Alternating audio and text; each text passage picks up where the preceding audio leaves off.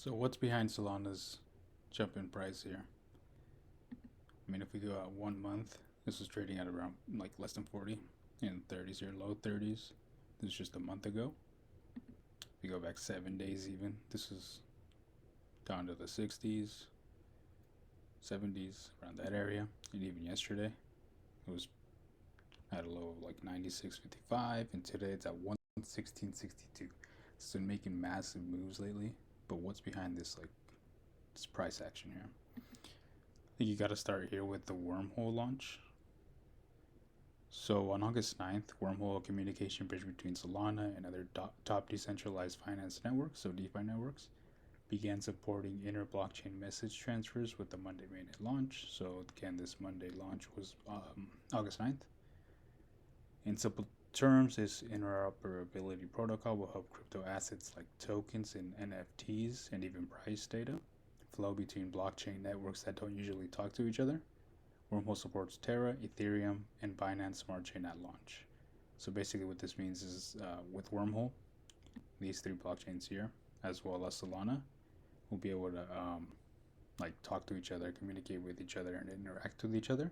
They're all going to be interoperable, and that's huge. That's because that's like one of the biggest issues right now in the crypto space. We're not going to get mass adoption until like this gets solved, interoperability.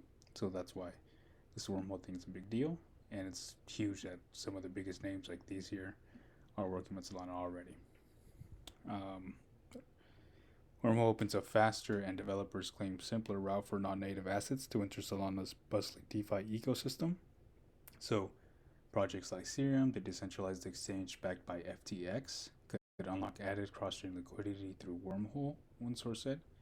So um, the decentralized exchange would be able to get like more liquidity. So what a decentralized exchange need? They need liquidity to be able to like fulfill like my buy and sell orders, for example. So liquidity is huge for decentralized exchanges. Um, and so what Wormhole allows FTX, their their Serum exchange, to do is to access tokens from across these three blockchains. So it's just added liquidity there, as well as the native tokens involved in like Ethereum, for example, or Binance, etc. Um, Data can cross this trustless bridge in both directions, so two-way bridge. The director of special you said Pyth. I'll talk about Pyth a little later on. And yeah, that's one of the reasons we had to start there. And then another reason this has been making some moves is because of the $70 million crowd fund to support its blockchain powered decentralized exchange, Mango Markets. So Mango Markets is the decentralized one of the decentralized exchanges on the Solana network. And yeah, they just got that 70 million crowd fund.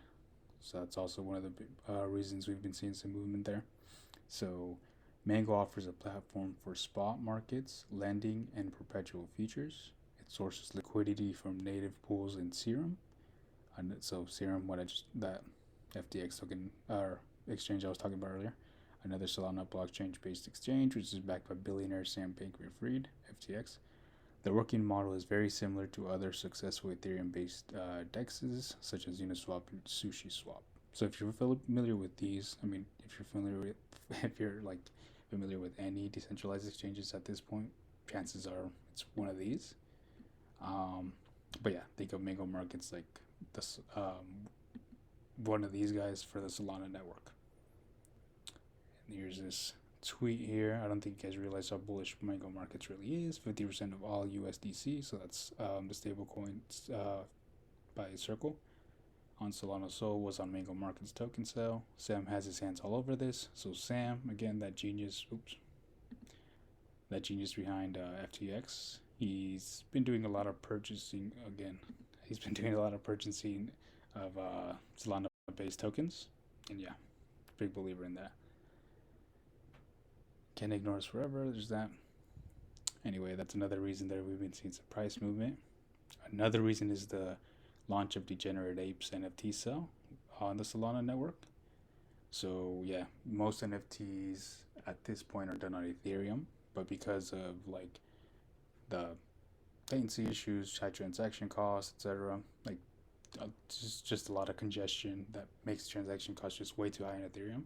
So that's what's opening the doors for other smart contract blockchains to come in and take up some of that market. And then Solana, this is easily the biggest NFT launch so far. The price of SOL hit an all-time high. So this was a couple of days ago, August 16th. This was written following the launch of yet another primate-inspired NFT project. So let's see. Let's go here. SOL's dramatic rise follows the launch of Degenerate Ape's Academy, a non-fungible token NFT project built on the Solana blockchain on Sunday. The launch saw a collection of the 10,000 unique pictures of cartoon apes sell out in a mere 8 minutes, with overall trading volume reaching 96,000 SOL, so over $5.9 million at the time. It's way more than that at this point, but yeah, during the day that's written, yeah, that was that much there. An NFT is, you already know what an NFT is. According to the team behind Degenerate Ape Academy, even though the launch was shitty at best, as a lot of things went wrong, they were overwhelmed with the community's interest. It was exponentially bigger than we thought. So, in 8 minutes, so there's a tweet by the actual Degenerate Ape Academy Twitter account. No, the drop was not smooth. It was shitty at best. We did a lot wrong, and the team was overwhelmed with the wave that hit us in the week past. It was exponentially bigger than we thought. Please say bridge in the comments. So yeah, just goes to show you how popular that thing was and how popular NFTs could be on the Solana network in the future. And then if you check them out, this is the, so we see here in volume traded 568,000 so far in SOL. These are the apes, so 10,000 of them, unique ones. Pretty cool. I'd probably buy, I don't know, this one or this. These two look pretty dope. They are pretty dope, not gonna lie, but they're pretty expensive. 200 SOL. This one over here, pretty much 10,000 SOL. Crazy. Anyway, that's another reason we've seen a spike, and then that's not it though. Something else that happened with Solana is that Osprey Funds files for Solana Fund with the US SEC. So Solana gets involved in Wall Street pretty much. So Osprey Funds is a digital asset management firm, similar to, like, if you're familiar with the Grayscale Digital Bitcoin Trust, it's similar to that, except for Solana. I mean, they have one in, see, it's right here. The Osprey Solana Trust will join a group of crypto vehicles provided by the company. So Osprey already has funds in Bitcoin. They have the Bitcoin Trust, Polkadot Trust, and Algorand Trust. So Solana was just the latest to get involved, and that's another reason why. It just adds more institutional exposure, pretty much. So we can see here, Osprey Funds, a crypto asset manager, has filed with the United States SEC for a Solana fund. Dubbed the Osprey Solana Trust, the crypto asset manager seeks to offer the Solana Trust Fund to accredited investors. So it's only going to be to accredited investors first, and then later on, the company plans to have the whole vehicle open for the general investors. We already talked about that. Join this group of those.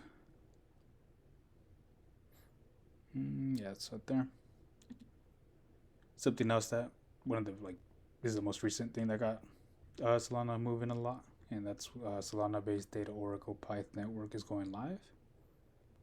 So actually, there's a podcast that the CEO for Pyth Network and Solana were in with Bloomberg podcast, and I think Pyth was talking about being basically get real-time access to data, what's the word I'm looking for? They're trying to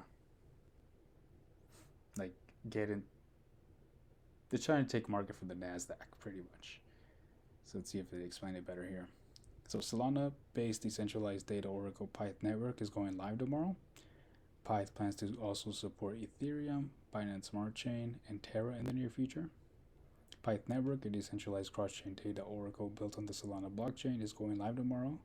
Or this was on August 26th, a couple days ago.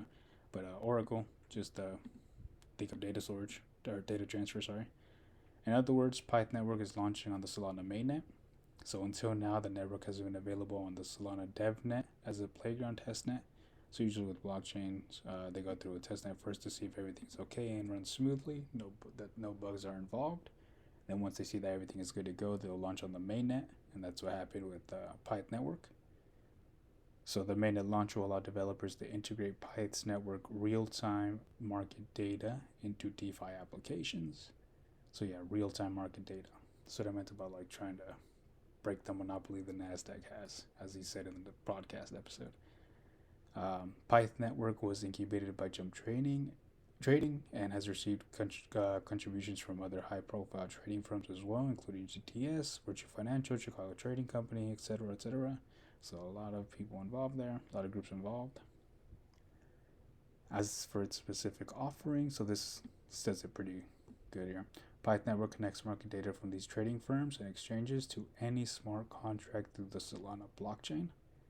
So Pyth Network is going to allow all the market data from the trading firms and exchanges. They're all going to be available on any smart contract that's developed on top of the Solana blockchain. So the decentralized network of Pyth Network means it does not rely on any single data source, which could be manipulated. Pyth Network supports real-time time data at sub-second intervals of various financial markets. So they got real-time data of financial markets, including crypto, U.S. equities, foreign exchange or forex, and commodities. Some of the projects using or are set to use Pyth Network include Solana-based decentralized exchanges, Saber Labs, Mango Markets, and Bonfida. So Mango Markets, the decentralized exchange I was talking about earlier. While Pyth currently supports Solana-based projects, it plans to integrate with the Wormhole interoperability protocol in coming weeks. So remember Wormhole? That's the first thing I talked about. So if you go back, a communication bridge between Solana and other top DeFi networks. So it's just think of a bridge, allows other blockchains to interact with one another. So in the coming weeks, it's going to support the three other blockchains that were involved with the Wormhole. So Ethereum, Binance Smart Chain, and Terra. The Wormhole interoperability protocol is a huge leap forward in decentralized finance and demonstrates the value of Oracle networks like Pyth. So yeah, a lot of exciting stuff happening. I mean, let's see here. Like I said, it's trading at, what is that, 117.40, so it went up $1 since I started talking. And a market cap of 33 billion, pretty much 34 billion. But I mean, Cardano over here is another smart contract blockchain. It's my biggest position really, and it's a $90 billion market cap right now. But again, it's probably gonna moon when it gets smart contracts this month or September 12th. But look, I'm not saying personally I'm not invested in Solana right now, just because I pretty much missed the jump and I can't get myself to put money into it at this point. It's already gone up so much, but that's not to say that I don't think it's going to keep going higher. I mean, it's both the technicals and fundamentals are lining up perfectly for Solana to keep going up.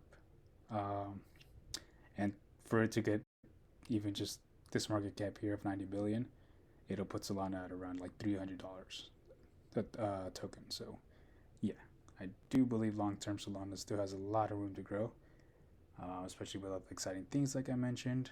And then with Sam Bankman-Fried, the guy from FTX, he's a genius, like I said. With his support, I mean, it's definitely a winner in the future in my eyes. And yeah, thank you.